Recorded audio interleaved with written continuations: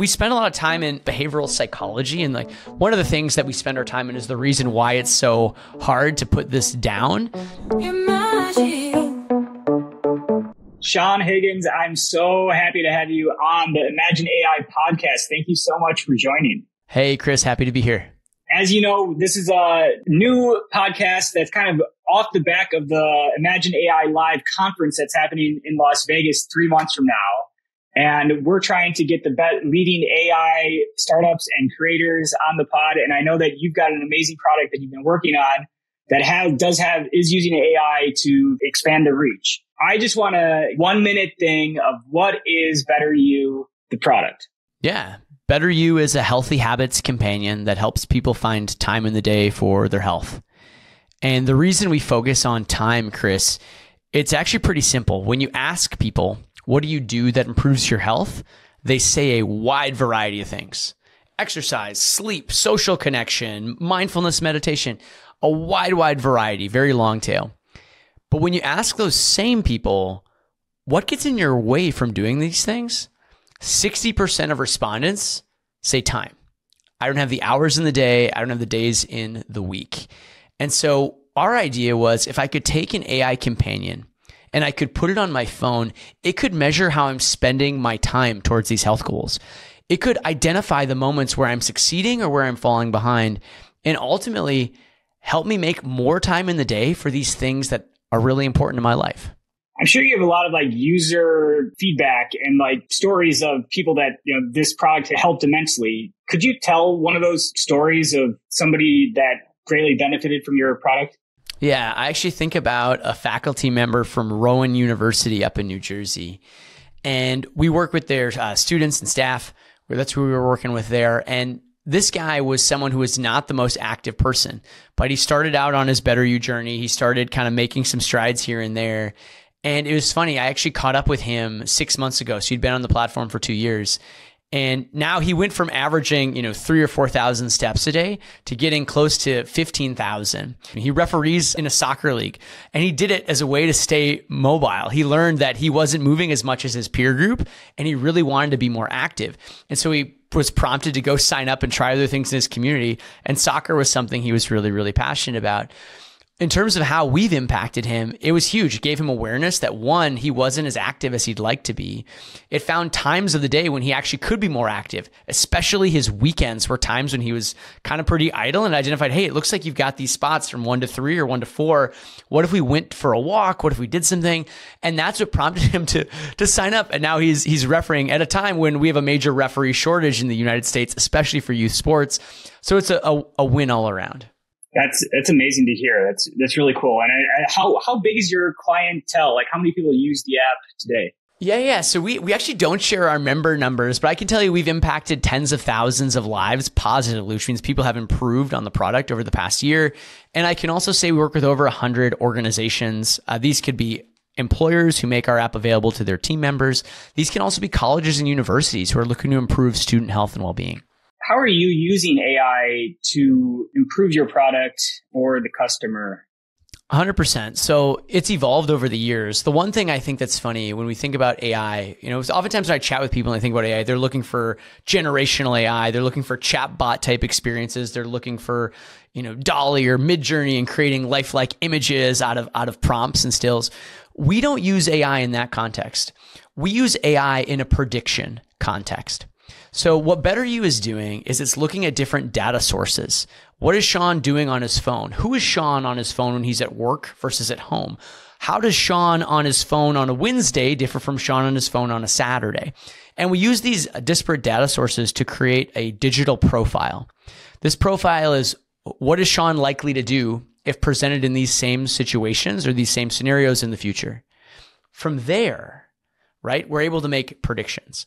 We can see patterns, almost like branches of a tree, where if I'm on my phone at 9:35 and I want to be in bed at 10 and I'm going for my third YouTube video, we can start to see those branches going outside of where I actually want to be, which is in bed in 20 minutes, and we can do something about it. For us, the power of AI is the power of redirection. It's the power of understanding these contextual factors, putting it together in a profile, and then testing thousands of scenarios against that profile to determine what are the most likely areas where we should intervene and where should we let Sean do his thing because he's probably going to be okay anyway.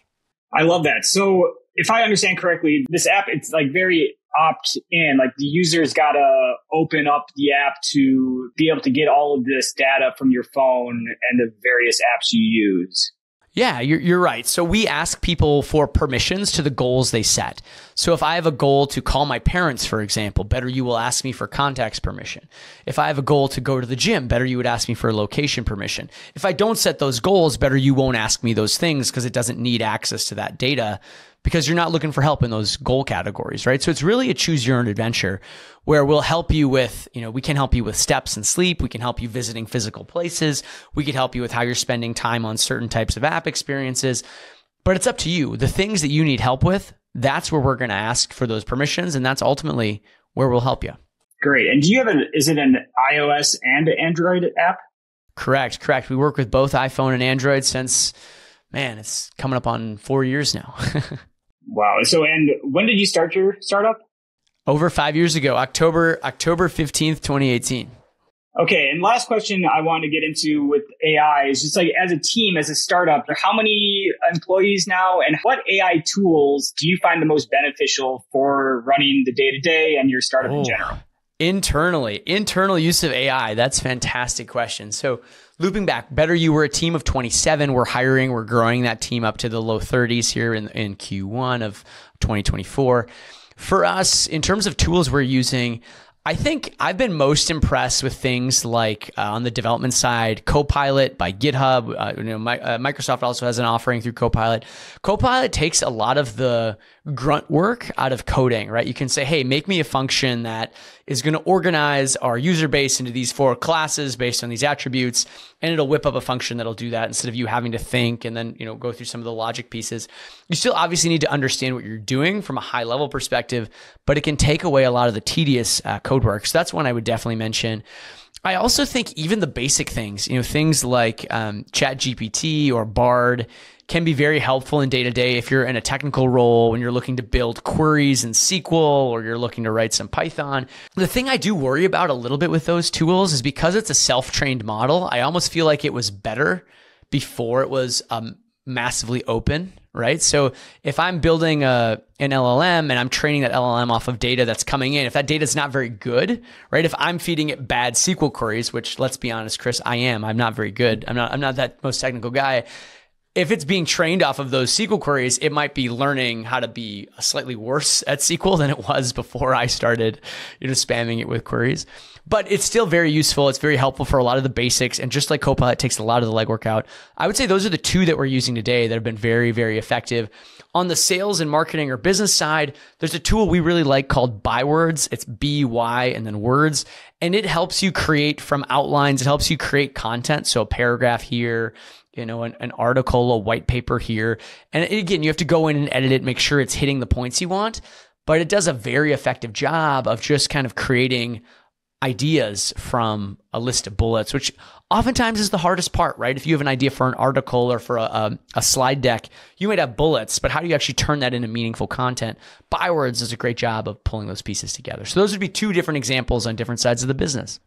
That's amazing. What is your message to your team? Like, how do you tell your team to stay at the cutting edge of all these innovations that are coming out around AI so that they keep using these new innovations and feeling like they have the freedom to? It's such an exciting time to be building a company in the space of AI. It's such an exciting time to be building a startup.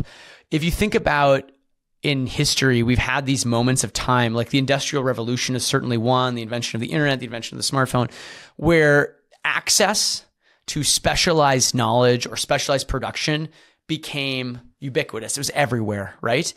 And if the assembly line, the impact that had on the auto industry, making cars available, lowering the price of buying a new automobile, to the internet making information ubiquitous and available, to the smartphone putting that same information in your pocket wherever you go, AI certainly has the potential to be an invention or a game-changing innovation in that same category.